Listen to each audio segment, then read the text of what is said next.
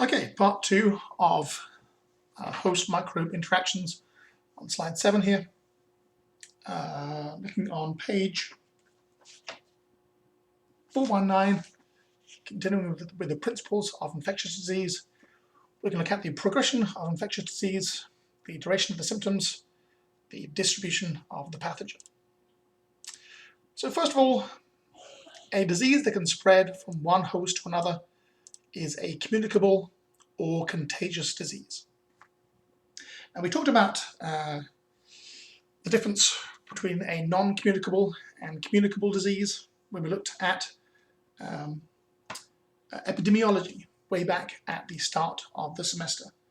And you can go to page 478 and look at the section there, the basic concepts of epidemiology, to familiarize yourself with some examples of communicable and non-communicable diseases.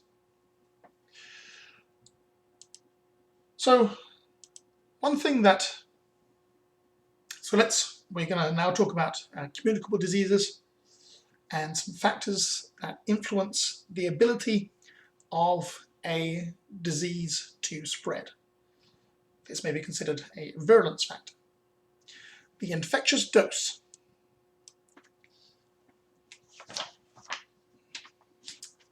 On page 419, the number of microbes necessary to establish an infection.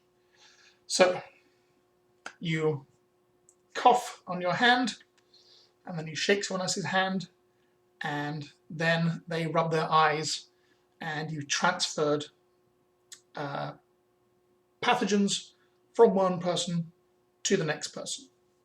But whether or not they're going to get an infection depends on a whole lot of things. One of those things is infectious dose. How many, let's say bacteria, how many bacteria were on my hand when I coughed? How many bacteria were transferred to the other person's hand? And then how many bacteria were transferred into the eye? Some bacteria just need a small number of cells. Right. Shigella, for example, 10 to 100 cells is all that's required for this bacteria to be passed from person to person. And in terms of bacterial numbers, that's tiny. Salmonella needs around 1 million cells. So if we were looking at Shigella versus Salmonella, just in terms of its ability to spread as an infectious disease, Shigella, in this case, would be able to spread much more easily. Another term that you've probably heard of, and I probably heard of recently, not in the book, in this particular section, but you may have heard of this term, the R0. It's called the basic reproductive number. And what it does is it tries to assess the spread of a disease. One person has a disease. If they walk into a room of people, how many people are going to get infected as a result? Measles. Measles has an extraordinarily high number of 8 to 12. So one sick kid with measles goes to school, 12 kids get infected, they then go on, they infect 12 more people, those 12 infect 12 more. Now this is in a situation where we don't have factors like herd immunity and immunization. So there's a lot of factors playing into the R0 calculation. Measles, very, very, very easy to spread. Some numbers even go up to 18.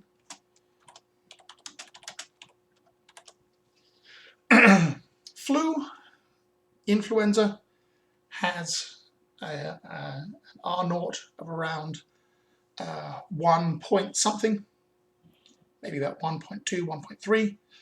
The 2009 pandemic of H1N1 turned out to have an R0 about 1.2 to 1.6.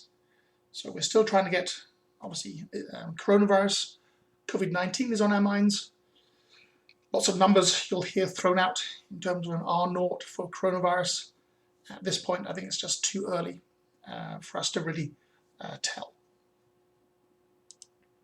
On to slide 9, progression of the infectious disease. So 3 things happen typically in an infection. There's an incubation period, there's a period of illness, and then there's a period of recovery called convalescence. The incubation period is the time between the initial infection and the onset of signs and symptoms. And the incubation period is going to be very wide for a whole host of diseases, from a few days for the common cold to years for leprosy.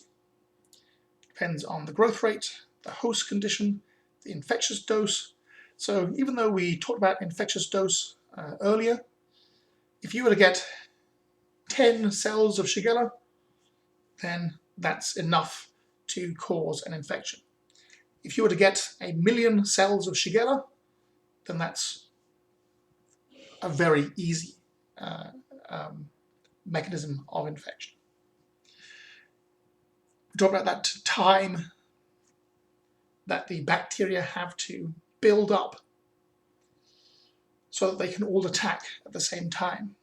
If you get 1 million cells of Shigella into your body, then they have just less time is required for them to build their forces.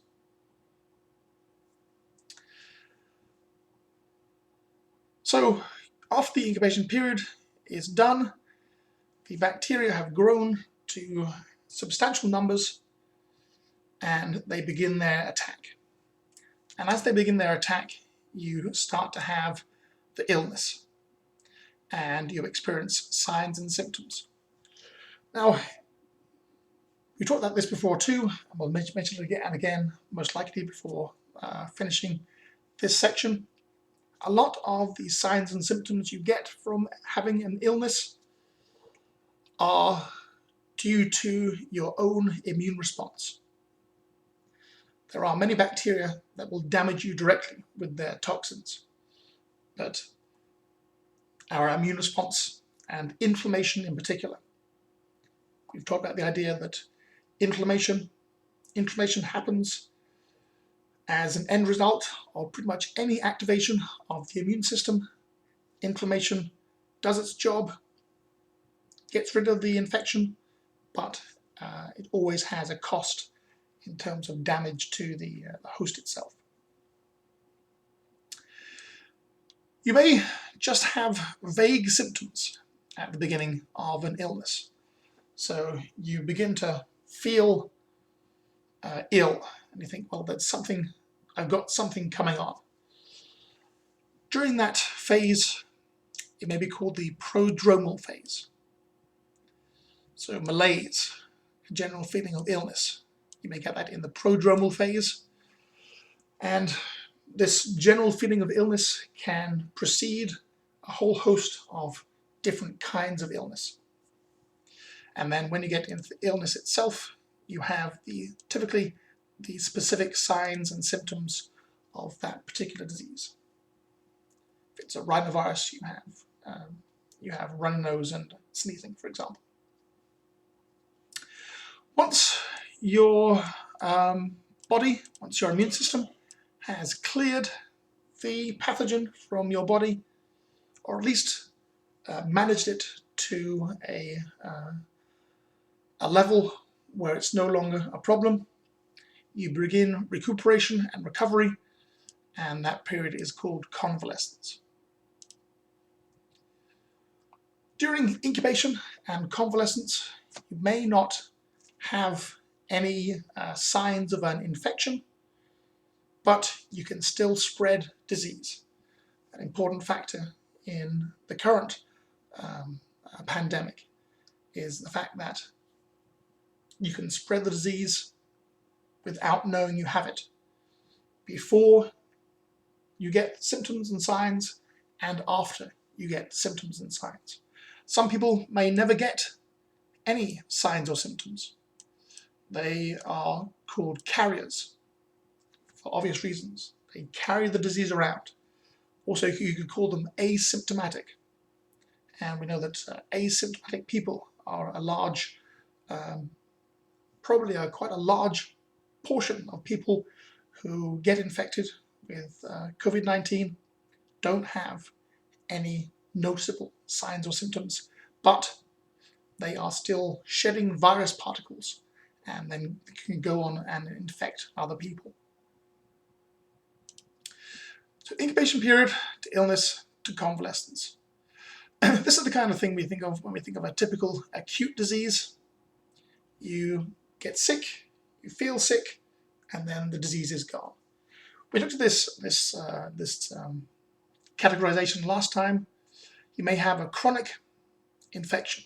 You get infected, and then you feel the effects of the disease for a long period of time. For example, you get infected and you have a cough, and that cough lasts for 6 months. That could then be termed a chronic infection. You can have a disease for life. There's no hard cutoff point, but I've heard numbers like if, say, you had a cough, it lasts longer than 3 months, then, or you have respiratory symptoms lasting longer than 3 months, 3 months could potentially be a cutoff point to make a disease chronic. And then you can have a latent disease where you have peaks of disease, and then the disease hides away but isn't eliminated. In an acute infection, or even after a chronic infection, it could be the case that at some point in the future, your body is able to eliminate the pathogen. In a latent infection, the pathogen is never eliminated, it's only contained, and then various factors can cause that disease to come back and cause signs and symptoms, and then it's contained again, and so on and so forth. Slide 11, duration of symptoms. So we just talked about that. Acute infections, chronic infections, latent infections. Strep throat develops quickly, lasts a short time. Tuberculosis, typically chronic infections also develop slowly, and they can last for months or years. Latent infections come and go, but are never entirely eliminated. The microbe exists in host tissues without causing symptoms at some point. Some diseases can have various different aspects of their duration period. So chickenpox, for example. You get chickenpox and you get the acute illness. Results from varicella zoster virus. Happens to be an enveloped, double-stranded DNA virus. But really, it's a latent infection because the immune response stops it, but the virus is not entirely cleared.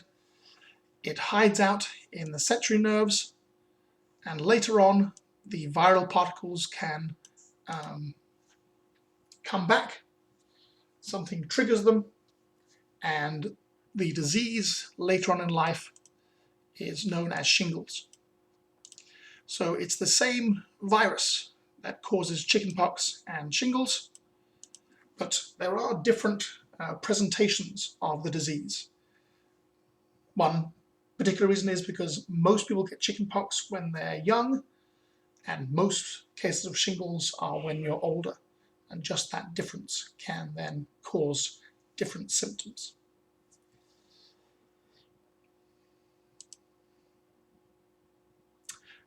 Different pathogens are going to invade and infect different parts of your body.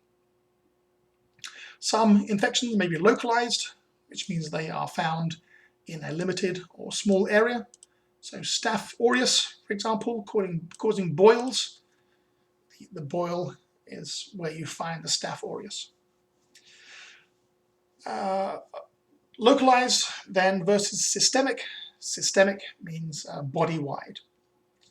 And many systemic infections have these emia suffixes. So suffix goes at the end of a word. So if you have bacteremia, you have bacteria circulating in your blood. Therefore, it's systemic because the bacteria is all throughout your body. Now, you can have bacteremia after toothbrushing.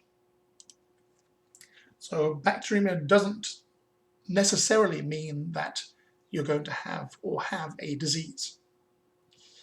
You may have toxemia, which means that you have toxins circulating in the bloodstream. You may have viremia, which means there's a virus circulating. So if it ends in emia, it means it's in the blood. Bacteremia, bacteria in the blood. Toxemia, toxins in the blood. Viremia, virus in the blood. These systemic infections, particularly if they trigger systemic widespread inflammation, they can be life-threatening, and a life-threatening inflammation caused by an infectious agent or the products of that agent in the bloodstream, that's known as sepsis. Okay, progression. You know what these terms mean? Incubation period, the illness, including what may be the prodromal period to start with, convalescence, know what an acute versus a chronic versus a latent infection, and then know what a localized versus systemic infection is, know what those different emias mean, and know what sepsis is. Okay, that's the end of part 2.